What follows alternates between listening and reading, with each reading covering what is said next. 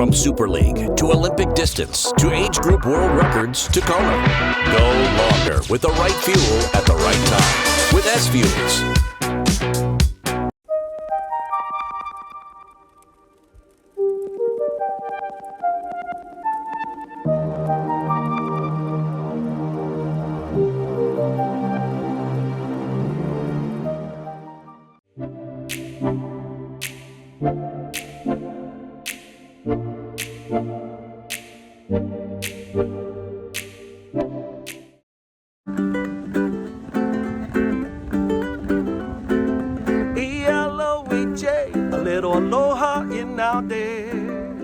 Spread a little aloha around the world and breakfast with Bob. Thank you, Poncho Man. Welcome again to Breakfast with Bob, our Not Quite Kona edition. My name is Bob Babbitt. We're brought to you by Master Spas, S-Fuels Go Longer, Hoka, Let's Fly, Form Smart Swim Goggles, Zoot, the original triathlon brand, Premium Plus Sports, Quintana Roo, Mission Pacific Hotel in beautiful Oceanside, and of course, our Challenged Athletes Foundation. First 30 years, we've raised $147 million to send out over 40,000 grants to keep challenged athletes in the game of life through sport. Our next guest is the co-founder and CEO of Super League Triathlon and the Arena Games. Mr. Michael Dhulst joins us. Michael, how you doing? I am very well, Bob, and even better now that I've seen a slice of Hawaii. And You know, it's so funny, Michael. During COVID, when we first started doing this, you could see, everybody, Jan Frodeno, whoever we're interviewing, was just like so pent up. And then they would see the backdrop from Huggos and hear Poncho Man, and you could just see them smile, going, "We'll be back there one day." Yeah, exactly. It's fantastic. So first of all, how did you get into triathlon? Your background is so diverse. You've done so many different things. You speak. What do you speak? German, English, French, Flemish, conversational in Chinese, and oh my God, you've done it all. Too many things. How did I first get in triathlon? Well, inspiration of professionals, and which was also the reason for Super League. So, being from Belgium in 1996, Luc van Lierde winning Ironman Hawaii was an inspiration. I think as a nation, Belgians think of themselves as endurance athletes, good cyclists, always a big legacy of cyclists in Belgium, and Luc van Lierde winning Hawaii. We thought, okay, here's another endurance sport that we excel at, right? So the whole nation turned to triathlon, and there was already a bunch of different distance events in Belgium. So I signed up for my first triathlon, started racing back in 1996, and then continued sticking with cycling, with running, with swimming, and in 2009, it became more serious again. I've just spent 10 years working in China, and then picked it up more serious again, and decided, okay, I want to try to qualify for Hawaii, and raced in Hawaii in 2011. So fantastic. And since then, well, basically continued training and racing. So it's interesting. A number of years ago, when we were covering Laguna Phuket, we went to Thanyapura back in, I don't know if it was the same time you were there or not, but what an amazing facility. How did that happen? Was that after you were in China? Yeah. I mean, after I was in China, we actually had another crossover, because indeed back after when I was in China, I moved to Taiwan to train. One of my first long distance races back was Challenge Wanaka, and in Challenge Wanaka I met Felix Waldsurfer, and then decided, okay, let's take on a license, and I started an event called Challenge Taiwan. Must have been 2009, 10, so around that time, right? Yeah. And then indeed we met in Laguna Phuket when that first became a challenge event, and it's true that that venture with Challenge that I met Maka, co-founder now of Super League, of course, and we ended up also in Thanyapura together. So all through triathlon. Wow. And from that, obviously you became an Ironman guy. And you were motivated through Luc van Lierde, still one of my favorite athletes of all time. When you come over to Ironman, and it's such a different era, because back then you didn't have to qualify as a pro. If you were good on the world scene, and he was invited over after his race at Nice and hadn't run a marathon, had never done an Ironman, Exactly. Exactly.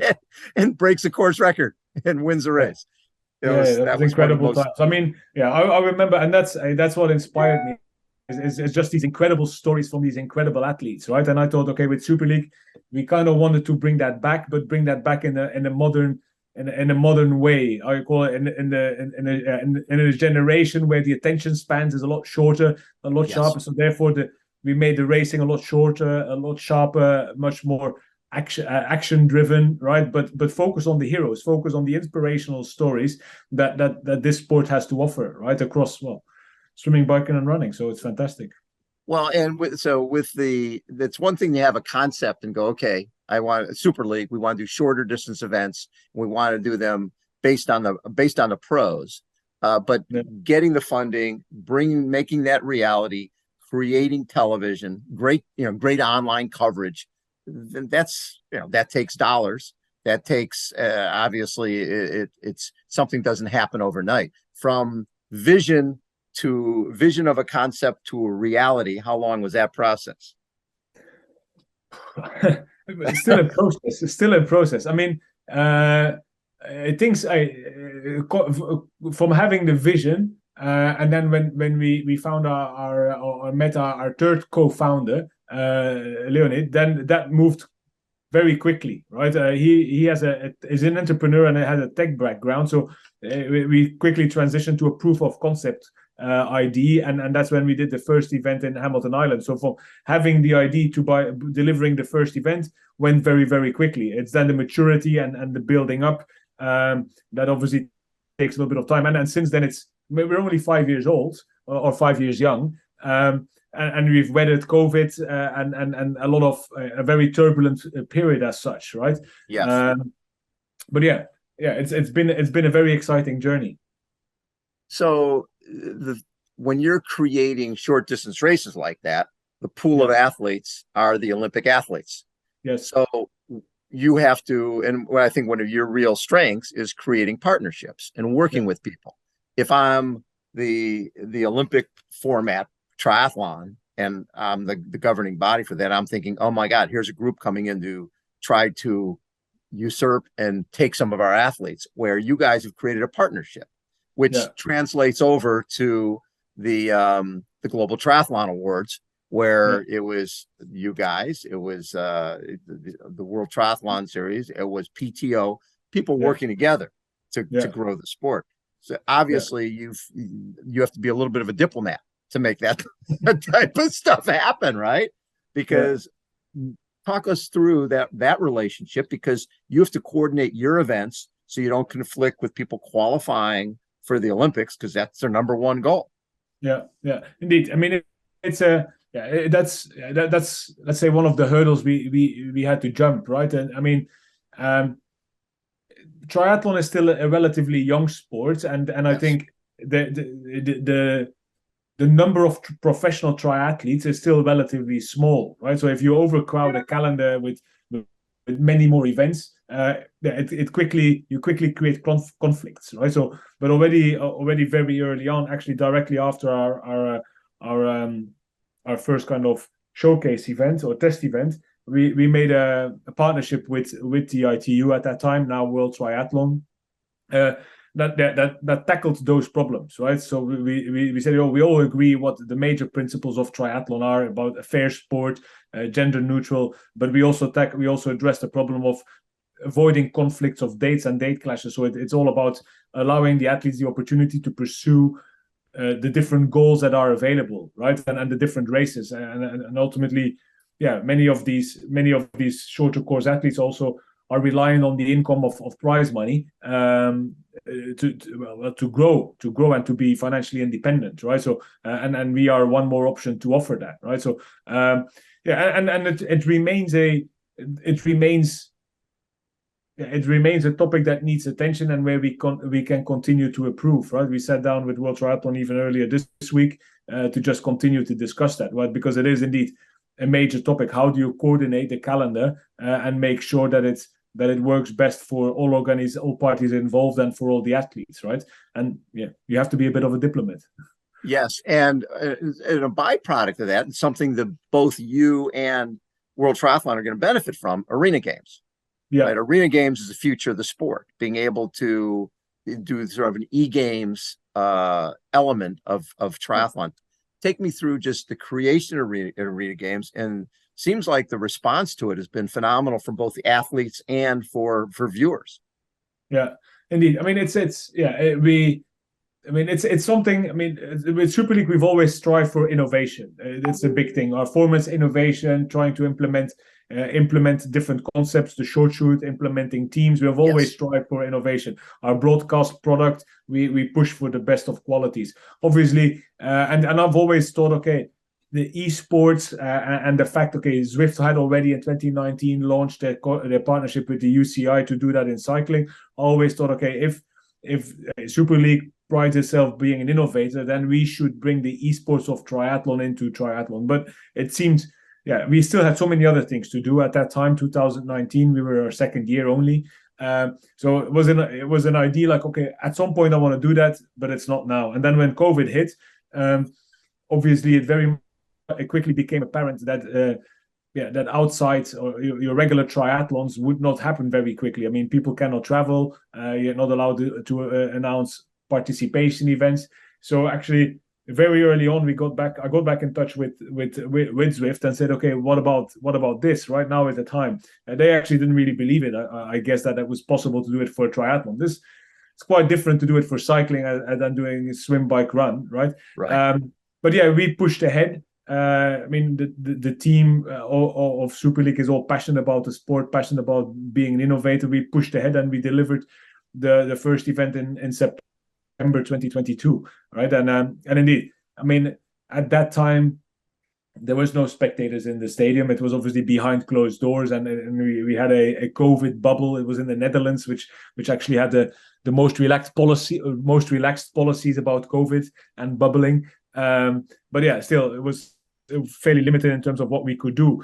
But immediately, it was extremely well received by media and by athletes, right? And we've won multiple awards, I think, recognized throughout the sport, throughout the sport industry, much bigger than just even endurance sport, but even looking at at car race, any sports, the format was recognized quite well, and also by World Triathlon. So we decided to come together with World Triathlon and actually partner up for this concept, now crowning an official world champion. First jersey signed there, an official world champion for triathlon esport, if you'd like, right? So it's been an incredible journey, and I think this is only the beginning, right? Because and we are behind the scenes still working on the concept, and because I think what is exciting is any other sport happens so many times a year. I mean, if you look about, I mean, football, there's multiple matches every weekend on a professional level. So any innovation you do, you can optimize it relatively quickly. I mean, the Arena Games in the total history of that sport, it's only happened 9 times now, right? So we are working, and this product is still continuing to progress very, very quickly behind the scenes, right? Right. And we also start working on plans to continue to develop it, integrating with wider communities, etc. Right. So I think this product is still very, very early stage and has a lot of potential to grow. So, Michael, we have some great news. You guys you bought Malibu, and you're expanding in terms of your U.S. acquisitions. What's going on? Very exciting, and been working on that for a while. I think I said it before. For us, it's important to make short course triathlon popular again in the United States, and we wanted to get the right platform for that, right? And the vision has been to go through mass participation and bring some of the mass participation events that have a similar DNA, a similar history, all together. And now. Yeah, we've acquired from Lifetime Fitness, and we'll continue to work with Lifetime Fitness on Chicago and New York. So together with Malibu, these are the 3 biggest cities in the US with some historic events and big numbers of participation. So we're very excited from that. So we're talking Malibu, Chicago, New York, and Chicago at one time was the largest triathlon in the world. New York has always been just such a great New York. Actually, both of those events, what's so great about those events, New York, you're swimming in the Hudson, you're riding the West Side Highway, and you're running Central Park. In Chicago, you're swimming in Lake Michigan, you're riding Lakeshore Drive, and you're running right along the lakefront. Those are two iconic events that have, you can so much potential, so many possibilities. The courses are fantastic. I mean, I've not ridden the courses, but we've drove the course. I mean, Chicago, the swim is nice and protected. Great area for cycling. I mean, like say Lakeshore Drive, but you also go in the tunnels from the Batman movie. Well, I thought that was also quite unique experience. And then a great run, right? So Chicago, a fantastic event, and our inspiration is really to bring that back to become the biggest triathlon in the world, right? It really has that capacity. And then New York, you're finishing in Central Park, right? I mean, you're running in Central Park. Better. How great is that? Swimming in the Hudson, a great ride, and then you finish off in Central Park. I mean, that is incredible. That's incredible. I mean, when I visited, I just stayed in the Hilton Hotel, and it's right there. The finish line is right there. It's incredible. So that's also a very, very excited event. We're moving it to a little bit later in the year, right? So to avoid the conflicts with heat, which has been a bit of an issue in the past, which I think is now resolved. So which is great. So I'm very, very excited because I think it's important if we say, okay, we bring short course back, that we go through these big city, high impact, high experience events, right? And with those three, the world is ours now. Well, and media-wise, you're in the biggest media markets in the country with the sport of triathlon, which needs that infusion. My fastest ever mile swim was New York. I did a 16-minute mile. You're swimming with the current. You're swimming with the current. And West Side Highway, if somebody lives in that area, having West Side Highway totally blocked off for you as a cyclist is unbelievable. And then running Central Park, there's absolutely nothing better. And Chicago, I remember when we first started the Chicago Triathlon there, you're sighting on some of the biggest buildings in the world when you're coming around and it's coming in for the swim. Those are two spectacular buys for you guys. That's very exciting for you and for the sport. No, I think we're looking at doing some great things with the events, and it gives us a real good platform to talk about short course, to engage participation on short course, and then also to introduce more of the Super League professional racing alongside of the age group events, a similar thing that we've done in Malibu, right? So I think it's very much looking forward to that. Congratulations, Michael. That's huge. Thank you, Bob. We're looking forward. Well, we see each other more then. Yes, we will. Totally will, because that's my home. Chicago's my hometown. That's where we first, when triathlon first came to Chicago, that made a huge impact on the sport, because up until then you were in sort of smaller markets, but being able to be in Lakeshore, blocking off Lakeshore Drive, being in Lake Michigan was huge for the sport, just for everybody feeling like, hey, we're involved with something very special here. We're not just at Bass Lake or places out in the middle of nowhere. We're in Midtown. This is where you want to be. Well, I think that's for short course, for a sprint and Olympic distance racing. I think that is a unique experience, right? You have this big city events, right? That have a high impact, great experiences, because you're swimming or riding or running on roads that is typically not accessible, right? Yes. And you're in the middle of a city. So one day you're racing, the other day in the evening you can go out in the city. You're not somewhere in the middle of nowhere, right? So I think that is something unique that short course racing can offer, and that we want to bring back. Congratulations again. That's awesome. So I know you're a numbers guy, and the numbers in terms of viewership that you've had over like this last year, and I'm sure you got numbers right in front of you. I should, right? Now you're challenging me. No, I know my numbers. You know your numbers. So give me an idea of the viewership for Super League this last year. No, I think, look, if we talk about numbers, there's always a lot of confusion about numbers, right? What is a number? I mean, I'm trying to measure as accurately as possible.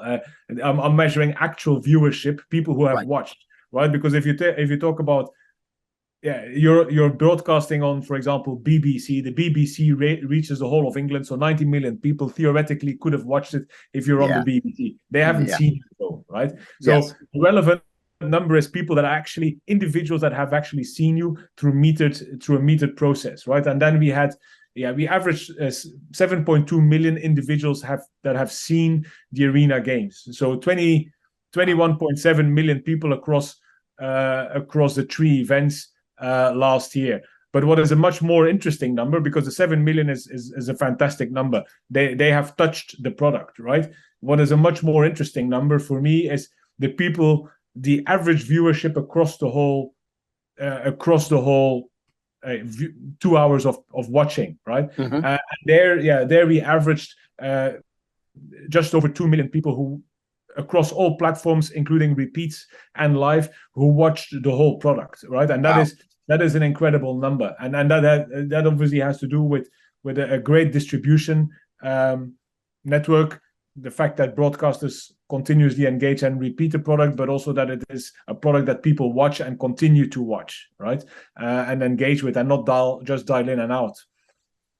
And a couple of years ago, your acquisition of Malibu, which was your first event in the US, and first event with age groupers as part of the equation. And what I loved about what you guys do at Malibu is you've got the Olympic distance race on the Saturday, then all the people who are finishing that race and picking up their stuff for the classic race the next day are treated to Super League on Saturday, right there at the venue.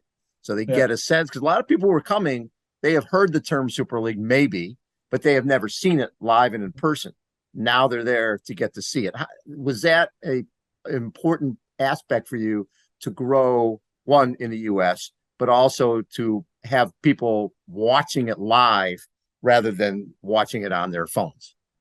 Yeah, I think it's always been our ambition to break into North America with Super League, right? We've grown it out of Europe because it's a media value proposition, and the media is embracing more triathlon in Europe, so it's easier for us, right? So going into North America, I thought it was critical to go through mass participation, and I remember being in Malibu for the acquisition. It was early on 2020, and we're doing fist bumping and elbow and kind of, okay, how long is this going on, right?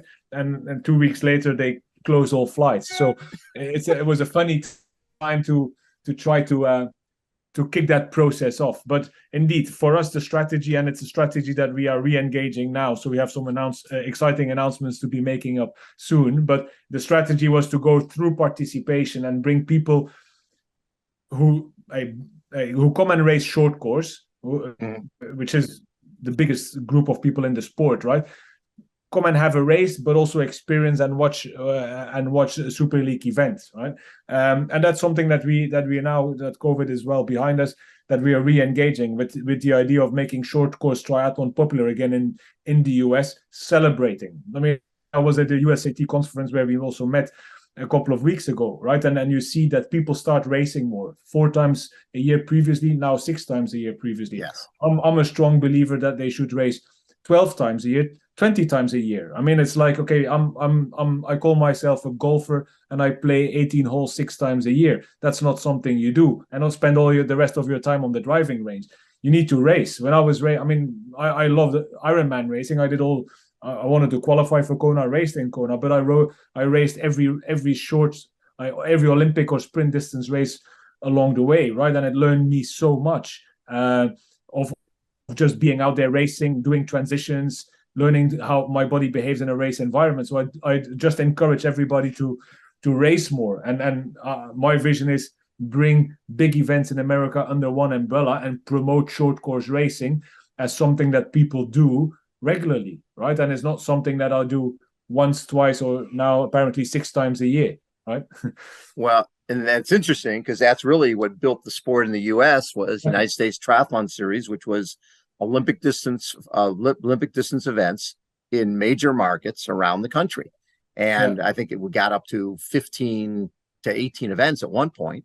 And then even with Toyota Cup, which was, the Minnesota race, New York, Chicago, all those major races were underneath that.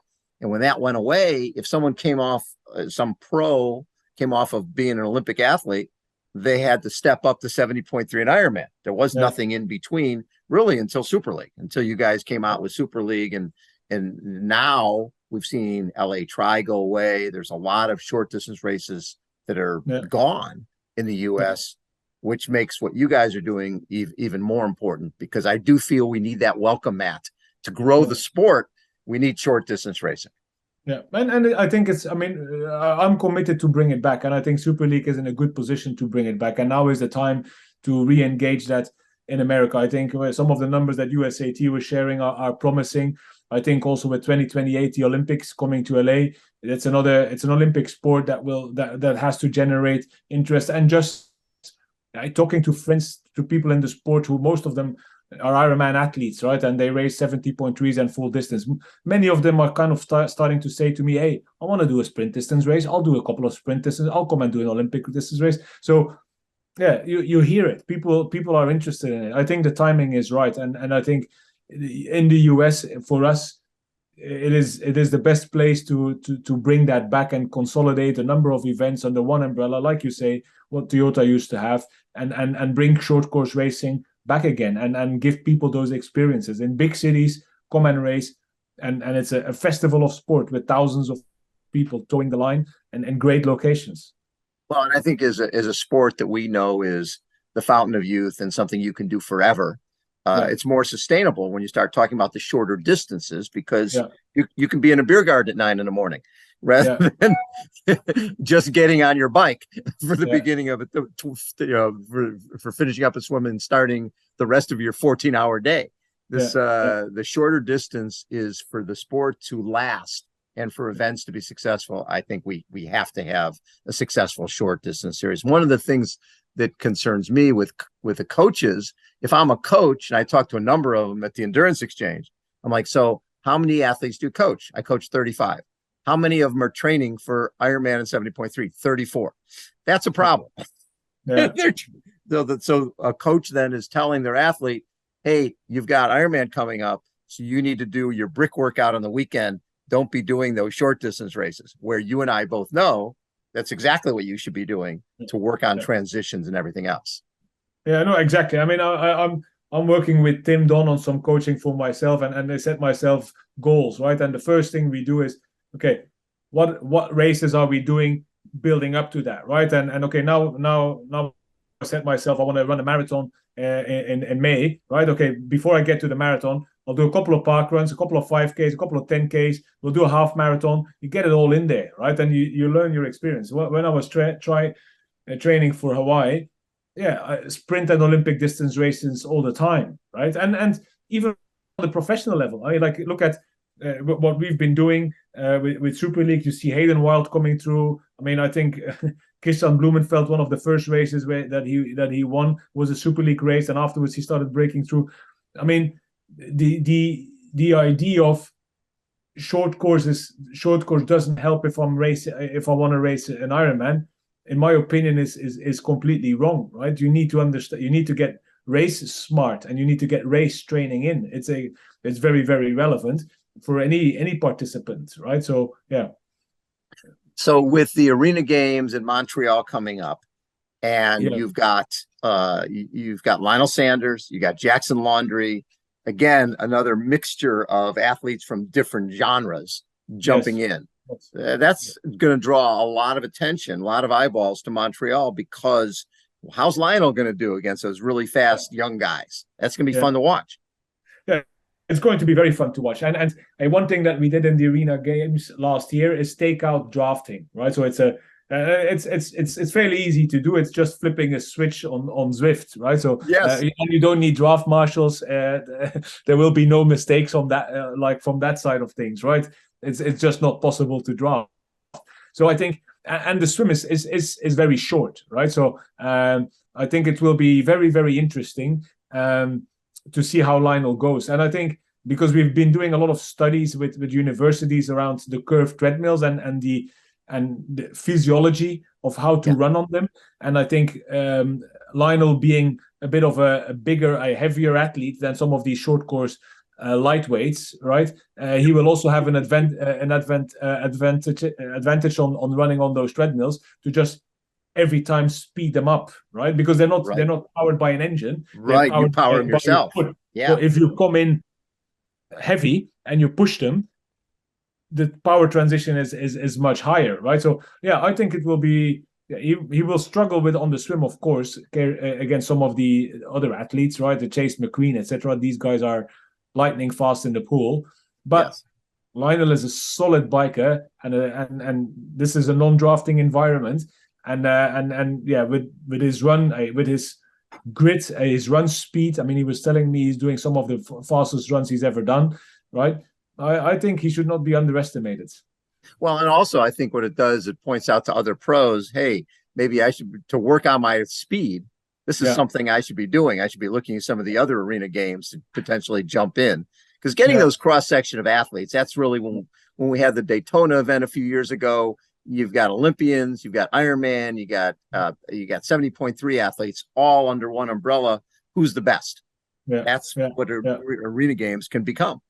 Yeah, I mean, it was very interesting. I think a year ago we had Lucy Charles Barkley racing in London, right? Yes. And actually, if you eliminated the transition times, or if you just took the pure swim, bike, and run time, she had the fastest time, but she lost a couple more seconds in transition than a competitor, and therefore she didn't win the race because her transition was not as streamlined as her competition, right? So, but yeah, that's again shows how excited it is. Well, I know it was fun last year at Malibu. You had Cam Worth out there. And it was like, okay, I thought everybody sort of thought that was going to happen. That okay, Cam, the way those guys swim, I don't care how great a cyclist you are. If they're riding in a group and you're behind, you're not catching those guys. Yeah. But Cam was trying to bank on some like Australian pride that they're fantastic open water swimmers and they understand the ocean better than anybody else. But unfortunately, that didn't do him enough favors with the swim. And indeed, when it hit, it's also very different riding, right? It's very technical, especially the Malibu course is very technical, tight corners. There's actually never straight sections where you can just go on pure power, right? So It wasn't set up well for him. He certainly brought a lot of excitement to the event. Yeah. And what was great about that event, beforehand, someone asked me who was going to win. I felt, Taylor Spivey, because she lifeguarded there, and ocean is important in that. And then she was able to win that race. The other thing that I really enjoy about Super League is the idea of the rhinos and teams that people can relate to. Was that part of some research you guys did in terms of creating teams? No, I think we looked at it for a while and ultimately how can we bring it to life, right? And I think when we coming out of COVID, having missed a year, right, we thought, okay, now is the ideal time, and ultimately there's a couple of things that it delivers, right? I think for a non-educated fan, it's easy to access, right? I mean, for example, my kids, hey, I'm a fan of the Rhinos. I understand that. And I mean, well, I'm a fan of the Eagles. I mean, my boys, they know Alexi, for example. They're a fan of Alexi, but they associate suddenly with all the Eagles and they cheer for all the Eagles. So the whole event becomes much more exciting for them, right? I think also visually, it kind of breaks down the race. Before it was like a bunch of yellow people running. Now you have these different elements. From an athlete's perspective, distribution of wealth, right? Because there's money that goes to the teams. If you're if you're maybe not competing for a podium position or a top 5 position, but you're in the winning team, you still make good money, right? Because the team pot is distributed throughout through all the athletes in that team. So in terms of distribution of wealth, it's important. And suddenly athletes that might not be the best swim bike runner overall can actually contribute to the point systems that contribute to the team prize money, right? So a lot of tactics start to play a role, and different athletes become quite important. I mean, so I think that is exciting, because otherwise, if you're not on the or you're not in the top 5, you think, okay, what's the point, right? I'm just always just off. But now it matters. Yeah, now it matters. Plus, I from a where it also helps is from a non-educated viewer, because we're able now to bring in the team managers, like Tim Don does a fantastic job at that, right? We bring them in screen, and during the racing, he's explaining what is happening. Okay, I've instructed the team to do this and this. We're going to play this tactic, right? And Michael Gilliam, a team manager for the Scorpions, he was also, we've done this, we do this, you will see that develop. So it's very educational about the strategy of triathlon and the strategy of racing, right? Which I think is as a truly professional sport. I mean, if you watch soccer, they always contemplate strategies and they talk about it. And in triathlon, that is under-celebrated or underrated, and now we're bringing that to the front a little bit. So I think it adds a lot on all these different dimensions. The other thing about Super League is so many athletes who people might not have heard of before. It's been a little bit of a proving ground where athletes come in, and next thing you know, they're Olympians.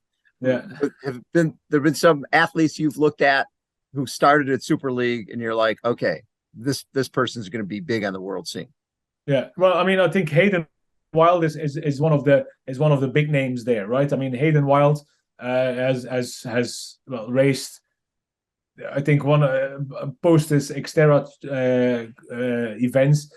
Super League was probably one of the first pure triathlons that he started racing and seriously committing to, right? But it's more than that, because I think I remember it's probably 2019, but I went to Abu Dhabi, WTS Abu Dhabi World Series, and I'm standing there at transition, and the whole pack comes out of the swim, and they go in transition, and suddenly 2 groups come out of transition. One big group goes in, 2 groups goes out. The first group was all the athletes who were racing Super League. The second group was all the rest of the athletes, right? And then you could have seen, okay, by racing this super short, multiple transitions, ever-changing format, you have to be super switched on, and you just perfect all these little movements, right? And you get comfortable doing it, and you start executing them like it's normal, right? And they had a pack going out of transition on the bike by themselves, right? So it's a fantastic advantage. I love that. In terms of expansion, what's next for you guys? Yeah, I think we continue to improve the broadcast product. We continue to do that. As I said, for me, it's continuing what we started with Malibu, right? That's important. Bringing by making short course racing popular again in North America is something that we are committing to, and definitely building into 2028 LA Olympics. I think there is good momentum there. We want to create local heroes that race Super League events in nationally, right? Not where you have to watch something that is happening in Europe, and then and then getting people to be part of that. Being part of that has to be the goal, right? That's what we're setting out to achieve. It'll be a busy year for you guys between Arena Games and Super League. It's going to be crazy. Yeah, it's going to be crazy, but good kind of crazy though. Good kind of crazy. Michael, always a pleasure. Thank you again for the award at Global Triathlon Awards. So I thought for first time event, you guys did a spectacular job. And again, high tide floats all boats. And the fact that all you guys, all these different groups working together to grow the sport, that's the future. And you guys are doing a great job making that happen. Yeah, I thank you for that, Bob. And I think it's very important that we get support from people like you to make that happen, because it's the whole community together, right? And I think if an individual tries to self-promote or push himself forward. I think something like the Global Triathlon Awards has to be an initiative from all the big organizers and support to the whole industry. So I think, it makes the industry better. It makes the industry better. I love that. It does. Michael, always a pleasure. Hopefully we'll see you in Malibu, if not before. I know for the last couple of weeks we were together every week we were together. So yeah. So we have to do more of that. We definitely have to do more of that. Michael Dhulst has been our guest. Super League, Arena Games. Michael, congratulations on everything you guys are doing to make triathlon great. Thank you, Bob. Thank you. All right. Again, Breakfast with Bob, Not Quite Kona edition. Thanks everybody for tuning in. We'll catch you next time. See ya.